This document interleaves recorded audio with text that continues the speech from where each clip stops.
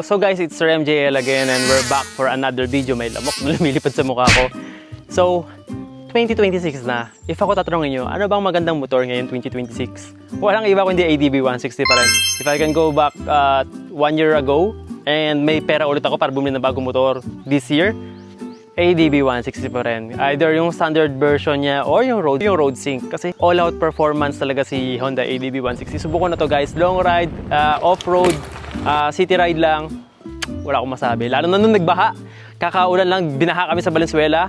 And ito nga, lumusong to si Blanca. Tapos butan lang, mataas ang ground clearance niya. Nung nagpa-change oil ako, gear oil ako, nagpalinis ako ng gilid, walang tama. Kahit ang lalim nun, gawa ng mataas sa ground clearance si Blanca. So punta tayo kay Blanca, kapakita ko lang sa inyo yung mga accessories niya. And this 2026 kasi marami na nagtatanong, may mga nabago na rin tayo at nadagdag. So pakita ko lang sa inyo. So guys, unang-una, syempre sa harap tayo. Ang iron visor na nasa Shopee. Makikita nyo rito gumagamit tayo ng smoke visor. Dalawang choices nyo, merong clear, merong smoke. Actually hanggang ngayon, wala pa rin ako makitang visor na mas maganda rito. In my own opinion, sa sarili kong mata, ito pa rin yung gusto ko talagang visor. Wala akong gustong ipalit, ito pa rin siya. So package siya, kasama na yung visor, kasama tong bracket niya. Nasa 3,500 ata or 4,000. Makukuha nyo sa Shopee yan. Tapos hindi rin siya ganun kabigat, magaan lang din siya. So hindi kayo maluluwagan ng mga tornilyo kasi minsan pag maalog, off-road, tapos mabigat yung ganito nyo, naglulustong mga tornilyo, minsan pa nga nababali eh. So safe kayo sa visor na to. Matagal ko nang ginagamit to, off-road, long ride, okay to. And then next naman tayo, punta naman tayo sa ating handle guard. Ito guys, napakalaking tulong sa akin itong handle guard na to. Hindi lang dumi ang talikabukang nasasalag nito, pati yung mga malalakas na hangin na may mga kasamang ulan. Sobrang ganda nito. Actually, medyo nakababa nga siya ngayon. Ayun, tapos nakuha ko to for 1,000 plus. Hanggang ngayon nandiyan pa rin siya. Wala akong balak tanggalin to. Okay na okay sa akin to. And then next naman yung accessories natin sa harap. Ito para siyang winglet. Pero winglet. Winglet siya. Hindi siya parang winglet. Winglet talaga siya. Ilalagay ko link dito. Ang problema na dito, minsan mahirap ikabit. Kasi gawa nga na naka 3M tape lang siya. Minsan lumuluwag. Gawin nyo ako, nilighter ko siya para uminit at dumikit. Tapos ayan, nakakabit pa rin siya. Sabihin nyo na lang din, pag nagpa-car wash kayo, wag nang punasan to kasi mamaya matanggal pa nila. Then next naman, yung ating crash guard by SEC. Napanood nyo sa vlog ko yan, pumunta ako ng SEC para magpalagay ng crash guard. Okay pa naman siya. Ang concern ko before, kala ko mga ngalawang kagad. So, hindi naman siya nangalawang kagad. Okay pa rin naman siya. And then, meron tayong water holder. Nasa 100 plus lang yan. Okay naman yung water holder natin. Malaking bagay. Nagagamit ko sa long ride. Kahit 1 liter nalalagay ko dyan. Ayan, ang nakakapanibago lang, pag first time mo magka-crash guard, medyo yung paa mo, medyo mag-a-adjust ng konti ng malayo sa motor mo. Kasi, yun nga, nakaharang yung crash guard. Pero, lalawak naman yung tapakan mo dyan. Next naman, punta naman tayo sa bandang cockpit natin. So, dito pa yung Moto Wolf. Dalawa pa lang ganito ko. Yung isa, nabigay ko na kay Koy sa Insta360. Meron pa tayo isa rito, pang action cameras natin to. Pang Insta360 or DJI. And then ito guys, malaking tulong to. Mura lang to. Actually, kupas na nga siya. Pero sa mga long ride, talagang hindi nabubugbog din yung kamay ko dahil dito. Assist siya para sa throttle. And then, ano pa ba? Ito syempre, yung hook. Alam nyo, bago pa lang yung motor ko, nandito na to. Matibay, hindi naman kinakalabang. Okay pa rin siya. So, recommended ko tong hook na to. Tapos may isa pa tayong maliit na hook. Ito yung bago rin. Ngayon nyo lang nakita to. Hook na yan. May isa pang hook dito para sa helmet. And then syempre, hindi mawawala yung dashcam natin. Yung Z55B dashcam. May video ako para dito. Isa to sa pinakamalaking bagay na kinabit ko sa motor ko. By the way, ito nga pala yung sa harap niyan. Ito yung dashcam niya. Tapos ito pa yung isang dashcam sa likod. Yan. So guys, ito sa bandang gitna, makikita nyo yung seat cover natin na medyo loose na siya. Actually, kailangan ko na palitan to seat cover na to. 110 pesos lang to. Pero ang cons nito, lumuluwag siya over time. Pero mura lang naman. Tapos, ulan, init, mabilis matuyo. Hindi ka mapapaso dito kahit ang tagal mong ibilad sa araw yan. Which is, kaya gusto ko to. Hindi ako nagpapalit ng ibang seat. Seat mesh tawag sa kanya. Pero ilalagay ko na lang yung link sa baba. Ito, rack bros. Lagay ng mga tools natin pag long ride para may space pa ako sa compartment. By the way, meron ako ditong rack bros bag. Wala lang siya ngayon dyan. Nasa tent ko.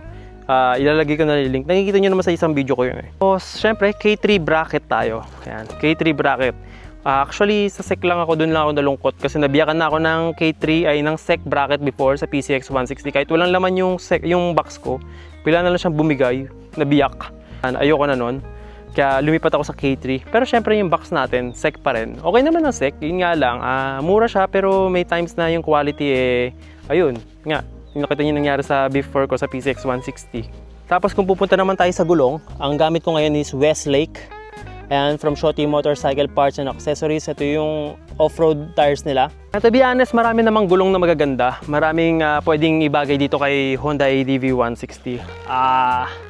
Para sa akin, MRF sulit din. Actually, yung mga binabanggit ko, yung mga affordable, V-Star, ganyan. Pera naman kayo, di mag-Angel Pirelli kayo kung ayaw nyo sububok. Pero ako, personally, subukan ko na yung mga murang gulong Mas minsan tinatarget ko yung mga murang gulong, yung pangmasa. Kasi yung mga nanonood sa atin, minsan gusto rin makatipid, di ba? Daming gastusin ngayon, daming bilihin And if same quality na naman, tapos mababang presyo, kaya mas nire-recommend ko bumili na lang ng murang gulong. Lalo na kunyari, minsan mapako, mabutas yung gulong nyo, tapos napakamahal ng kuha sa gulong nyo. Diba? Pero kung may budget kayo, andyan sila Michelin, andyan sila Pirelli. Subok na yan guys, tsaka brand. Grabe yung brand yan, diba? And ayun lang. Sa mga nagtatanong sa akin, if may nakikita ba akong pamalit dito kay Blanca, actually nagtingin na ako. Sorry Blanca, nagtitingin ako. Tumitingin ako sa NMAX, tumitingin ako sa ibang, maski nga sa mga Chinese bike Chinese scooters, kunyari mga CF Moto, ganyan. Wala talaga talagang Honda ADV 160, iba yung performance, iba yung ginawa sa akin ni Blanca sa pag-ride. Alam mo, minsan nakaupo ka lang sa bahay, tapos parang gusto mong lumayas lang, gusto mo lang mag-ride spontaneously, kasi ang sarap mag-ride Alam nyo yun, pinagaan nito yung buhay ko sa kalsada, tapos mas lalo niya pa akong pina-addict sa pag-ride. Kaya gusto ko ulit mag-North Loop Pala yung sa CVT natin, nagpalit na tayo ng bola to 17 grams from 19 grams. Tapos naka-regroove yung bell from Shoti Motorcycle Parts and Accessories kung saan ako nagpa-regroove at nagpapalit ng bola.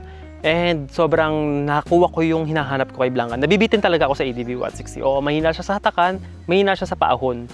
So, kung ayun yung problema nyo, magpalit kayo to 17 grams na bola. Tapos, pa-regroove nyo yung bell nyo. Ayun yung perfect templado para sa akin. Wala na akong gagalawin doon. Center spring din ako nagpalit. Stock pa rin. And nakuha niya na yung hinahanap ko sa gas. Guys, umabot to ng 49 Nakaraan 49 km per liter. Pero depende sa throttle mo. Mostly kasi nasa throttle habit ang pagtipid sa gas. Pero ngayon, nag-average siya ng mga 38 to 39, ganun lang. Pag talagang walwal na yun guys mabilisan na yun. Tapos arangkada pa, paahon pa yun. Hindi ako bumababa ng 37 dito. So, napakatipid, malakas sa arangkada, diba? Ano pa hilingin mo? Tapos Bicol Loop. Actually, yung Bicol Loop, di na ako natatakot. Gano? Gawa nga ng napakaganda ng suspension nito. Issue kay Blanca. Wala naman. Naputukan ako ng fuse before, pero hindi naman kasalanan ng Honda yon. Kaya nagpalit ako ng battery din. So wala naman ako nakikitang issue rito kay Honda ADV 160. Pero nalang siguro kung may kaliitan ka sa height, siguro sabihin natin mga 5'5", 5'4" ka, medyo mag-a-adjust ka talaga. Pero huwag ka maglala kasi kung gusto mo talaga itong motor na to at ready ka naman masanay, mag-adjust, kayang-kaya mo yun. So, Sir MJL, road sync or yung standard? Ako, recommend ko personally, mag-standard na lang kayo. Bumili na lang kayo ng dashcam para mas maganda. Kasi sa road sync, bukod sa magandang fairings na dinagdag nila, yung sa TFT display kasi, meron namang parang nabibitin ako. Parang kulang yung navigation niya sa akin, kulang yung mga napipindot doon. Oo, maganda sa screen, pero pag may dashcam ka kasi, ang ganda ng Google Maps niya, ang ganda ng navigation dito, ang ganda ng may Spotify. Tapos, ayun nga, nakikita ko yung harap likod ko. So, yung pera na ipantadagdag ko sa road sync, bili na lang ng dashcam. So, yun lang. Honda, no offense po. Fan ako ng Honda. Ayun lang. This is just my personal opinion. I may be wrong, I may be right, but it is what it is. Opinion ko lang po ito as a rider ng Honda ADV 160. So, yun lang guys. If may mga questions kayo, please do comment down below. Andito pa tayo sa camping site. Ginawa ko yung chance na to para mag-vlog kasi tahimik. Diba? Tapos pagkita pa yung background natin, puno, green. Ayan. Nature talaga. So, yun lang guys. Mabilisan lang to. And see you for another content. By the way pala, ang langis na ginagamit ko rito kay Blanca is Shell Long Ride. Talagang nalilink sa baba. Matagal ko na ginagamit kay Blanca yun. Ever since ata binili ko siya, Shell Long Ride na ako. So, yun pa rin yung gamit natin. Okay, yun na yun guys. Paalam na. Paalam!